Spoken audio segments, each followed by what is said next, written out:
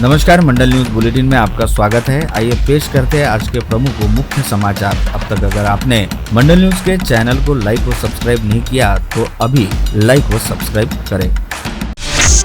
गत रोज खत्री कॉम्प्लेक्स स्थित व्यापारिक प्रतिष्ठान में काम करने वाले गौरव मोटवानी नामक अकाउंटेंट पर कुछ लोगों ने जानलेवा हमला करते हुए उसे बुरी तरह से घायल कर दिया था। इस घटना का निषेध करते हुए आज खत्री कॉम्प्लेक्स के सभी व्यापारियों ने पूरा दिन अपनी दुकानें बंद रखी, जिसके चलते खत्री कॉम्प्लेक्स में पूरा दिन सन्नाटा पसरा हुआ दिखाई दिया। साथ ही उक्त घटना को लेकर अमरावती शहर पुलिस आयुक्त नवीन चंद्र रेड्डी को निवेदन भी सौंपा गया। साथ ही उक्त घटना को लेकर खत्री कॉम्प्लेक्स के व्यापारियों ने अमरावती शहर पुलिस आयुक्त नवीन चंद्र रेड्डी को निवेदन देकर अपनी व्यथा भी कही।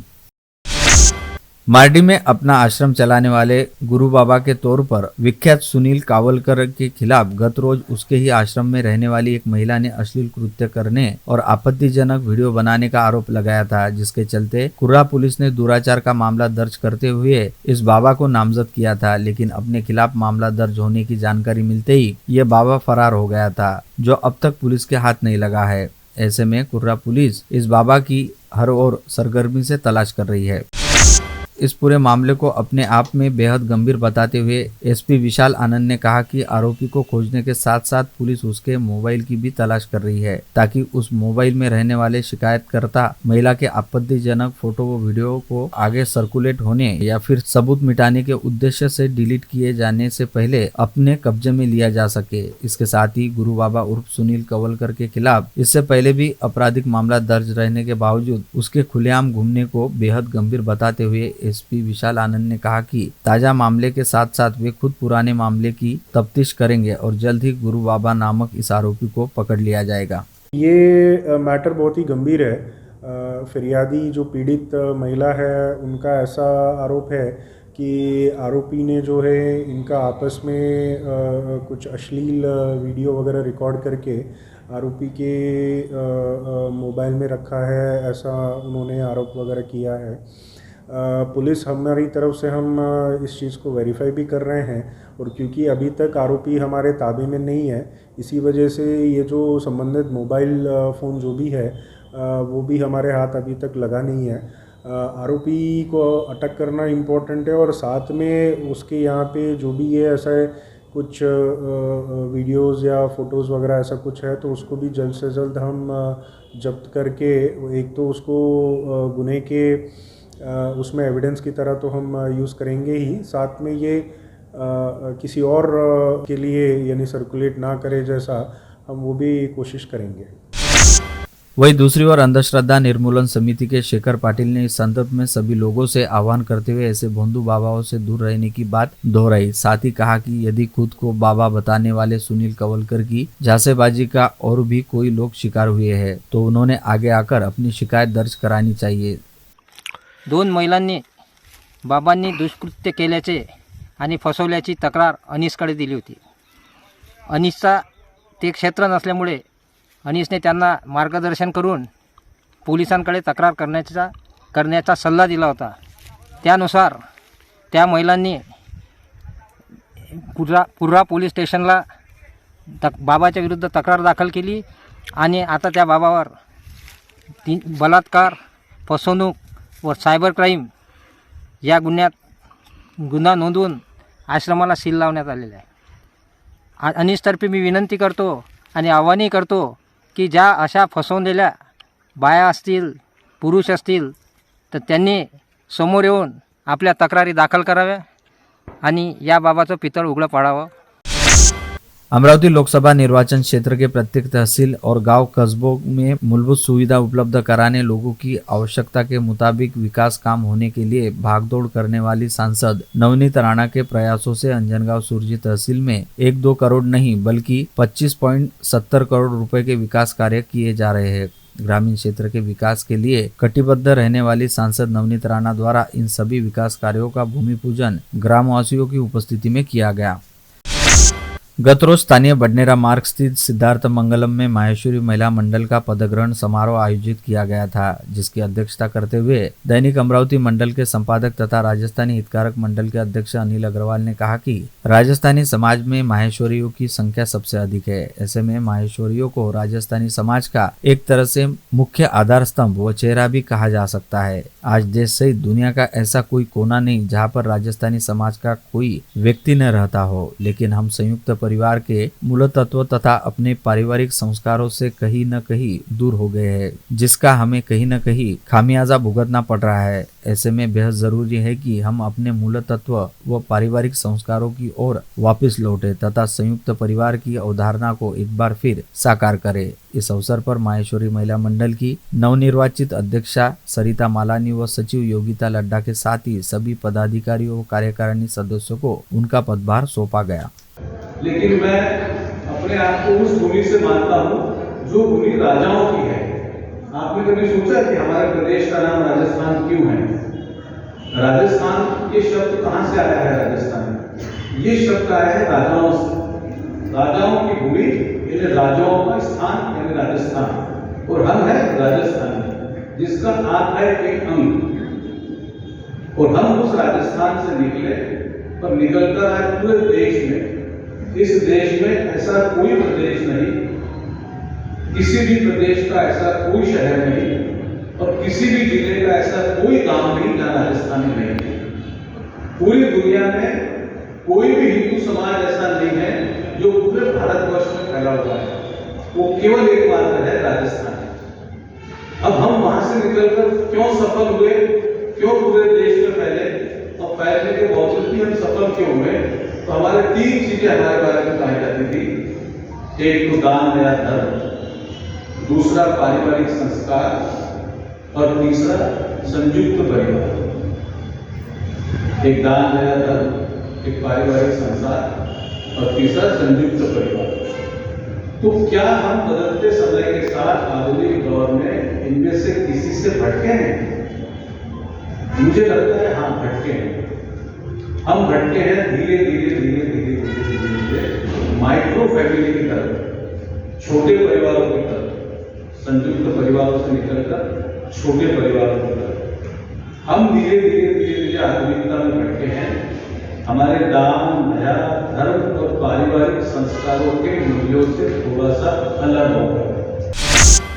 करीब 4 वर्ष के अंतराल पश्चात अमरावती शहर पुलिस आयुक्तालय में पुलिस कल्याण निधि हेतु रंगारंग सांस्कृतिक कार्यक्रम का आयोजन किया गया, जिसमें शनिवार व रविवार को शाम 7 से रात 10 बजे तक एक से बढ़कर एक सांस्कृतिक कार्यक्रमों की प्रस्तुति हुई, जिसमें साज ऑर्केस्ट्रा के कलाकारों ने एक से बढ़कर एक मनमोहन नृत्य तथा गीत संगीत प्रस्तुत कर सभी का मनोरंजन किया। इसके साथ ही इस आयोजन में झिंग झिंग झिंगाट गीत पर शहर पुलिस के सभी अधिकारी व कर्मचारी भी झूम उठे तथा कुछ पुलिस अधिकारियों ने सीपी रेड्डी को अपने कंधे पर उठाकर उनके प्रति सम्मान दिखाने के साथ ही अपनी खुशी का भी इजहार किया।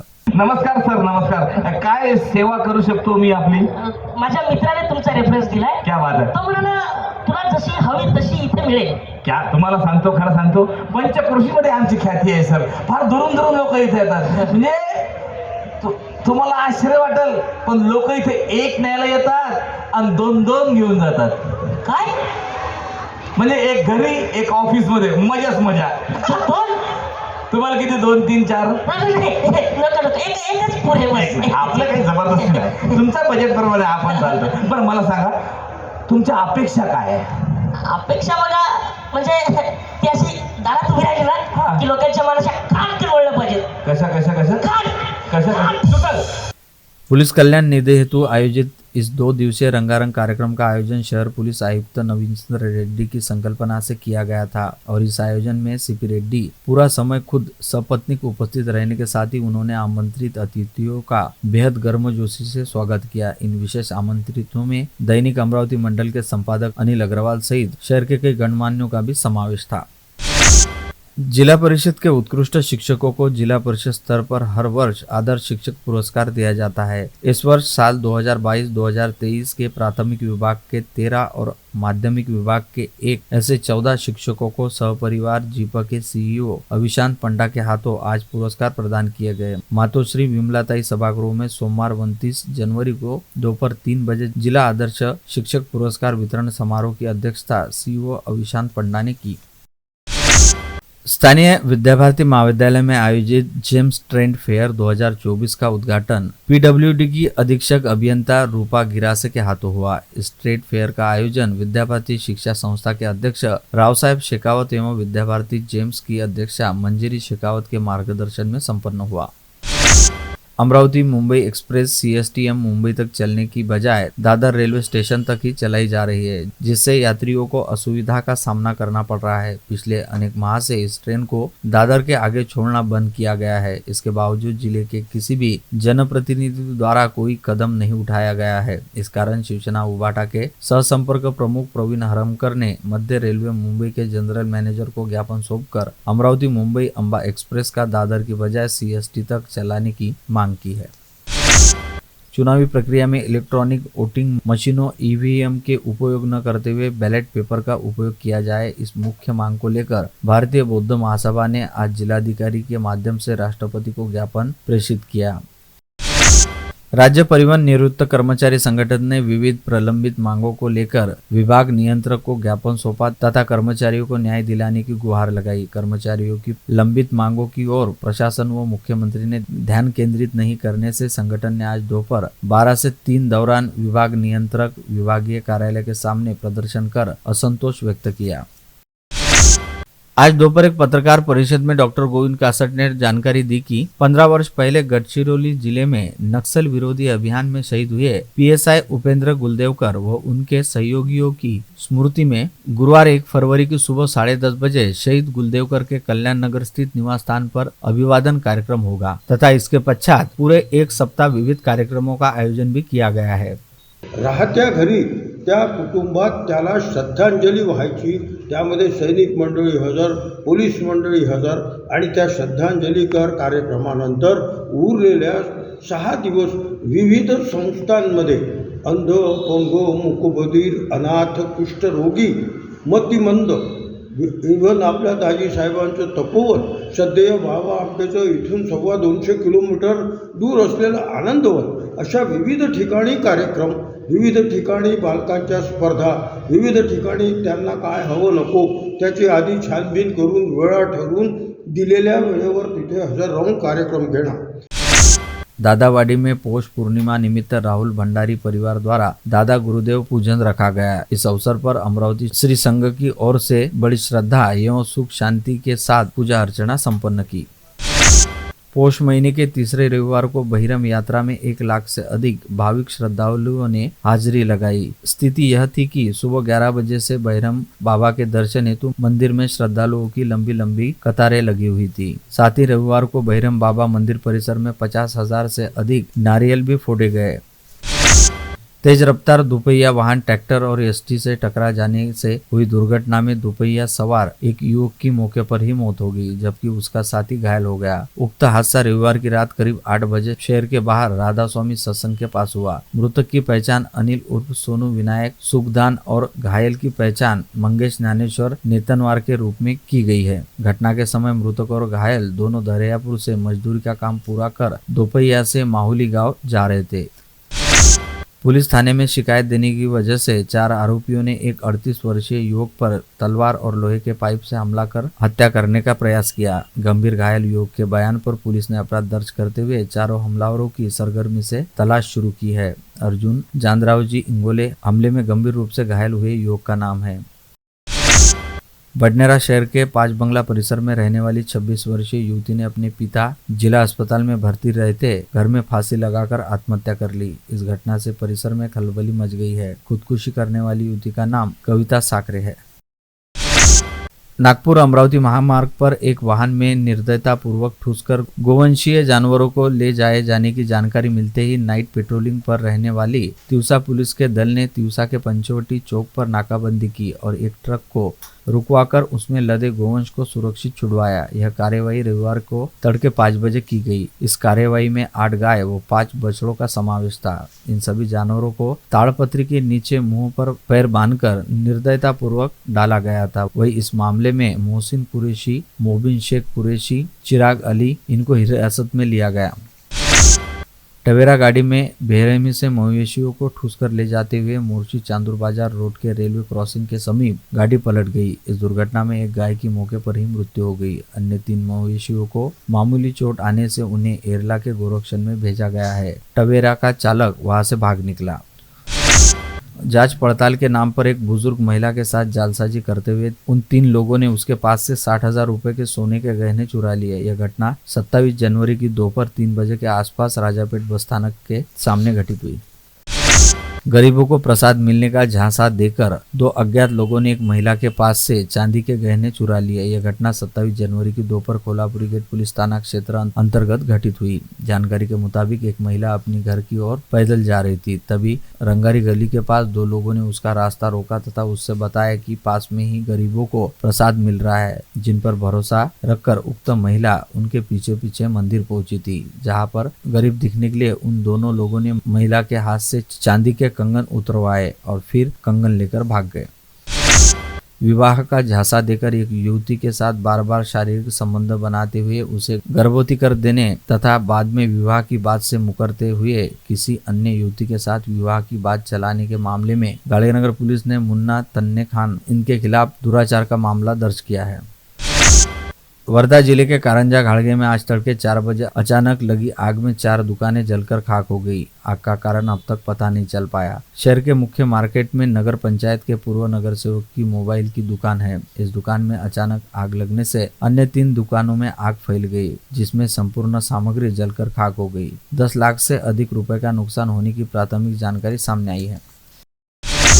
खामगांव अकोला मार्ग पर टेम्बुर्नी फाटे से निकट गुप्त सूचना के आधार पर कार्रवाई करते हुए खामगांव पुलिस ने एक कार को रुकवाया तथा बड़े पैमाने पर नकली नोटों की खेप बरामद की गई। इन नोटों को असली नोटों के बीच रखकर चलाए जाने का काम संबंधित लोगों द्वारा किया जाता है, ऐसा संदेह पुलिस द्वारा जताया गया है, क्योंकि पकड़े गए लोगों में से एक व्यक्ति के खिलाफ इससे पहले ही नकली नोटों के मामले में अपराध दर्ज किया गया है। अकोला पूर्णा रेल मार्ग पर हिंगोली जिले के कन्नेर गांव से मालसेलू रेलवे स्टेशन के बीच रेल लाइन के ऊपर बिछाए गए बिजली के तारों पर रविवार 28 जनवरी को सुबह एक बंदर कूद पड़ा। नतीजा यह हुआ कि बिजली प्रवाहित तारों के आपस में टकराने से धमाका होने के बाद बिजली तार टूटकर रेल लाइन पर गिर गया। घटना के ध्यान में आते ही इस रेल लाइन पर दौड़ रही 3 ट्रेनों को तुरंत रोक दिया गया। रेल लाइन से तारों को युद्ध स्तर पर हटाने का काम जारी रहते दोपहर बाद प्रभावित हुआ रेल यातायात सुचारू हुआ। मध्य प्रदेश और महाराष्ट्र में चेन स्नैचिंग करने वाले अंतर्राज्यीय गिरोह को पकड़ने स्थानीय अपराध शाखा के पथक को शनिवार को कामयाबी मिली। इस गिरोह के सदस्यों को मध्य प्रदेश व महाराष्ट्र के विविध जिलों से गिरफ्तार किए जाने की जानकारी पुलिस अधीक्षक बच्चन सिंह ने रविवार की रात पत्र परिषद में दी। उन्होंने बताया कि चेन स्नैचर कारागार में रहकर चेन स्नैचिंग का प्लान बनाते थे। इस कार्यवाही में 2 दुपहिया समेत कुल 3,50,000 का माल जब्त किया गया। आप देख रहे थे मंडल न्यूज बुलेटिन। हमारे चैनल को लाइक करें, शेयर करें और हाँ, सब्सक्राइब करना ना भूलें। कल होगी आपसे फिर मुलाकात, तब तक के लिए धन्यवाद।